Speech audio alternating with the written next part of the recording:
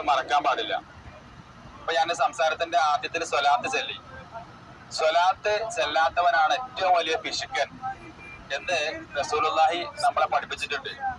അപ്പൊ എപ്പോഴും പ്രവാചകന്റെ പേര് കേൾക്കുമ്പോ സ്വലാത്ത് ചൊല്ലുക. കഴിഞ്ഞ ഒരു ക്ലാസ്സില് നമ്മുടെ സലാം മൗലവി അതിന്റെ ഗൗരവം നമ്മളെ പഠിപ്പിച്ചിട്ടുണ്ട്. ഇപ്പൊ നമ്മൾ എത്തിയിട്ടുള്ളത് സൗർ ഗുഹയുടെ ചാരത്താണ്. സൗർ ഗുഹയുടെ ഒരു പശ്ചാത്തലം നമുക്കറിയാം.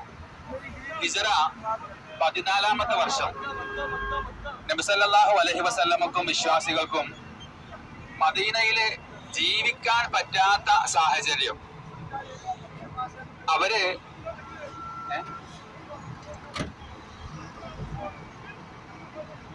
ഹിജ്റല്ല, നബിക്ക് മദീനയിൽ ജീവിക്കാൻ പറ്റാത്ത സാഹചര്യം.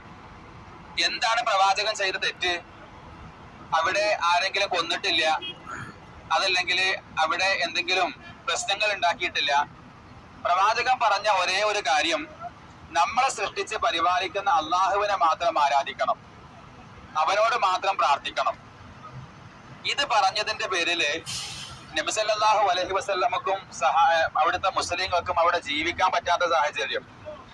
അങ്ങനെ അവര് ഹിജ്റ പോയി മദീനയിലേക്ക്. ഏതാനും മാസങ്ങൾക്ക് ശേഷമാണ് നബി സല്ലല്ലാഹു അലൈഹി വസല്ലമക്ക് ഹിജ്റ പോകാനുള്ള അനുവാദം അല്ലാഹു കൊടുക്കുന്നത്. അങ്ങനെ നബി സല്ലല്ലാഹു അലൈഹി വസല്ലമ ഹിജ്റ പോകുന്നു എന്ന വാർത്ത കേട്ടപ്പോ പ്രവാചകന്റെ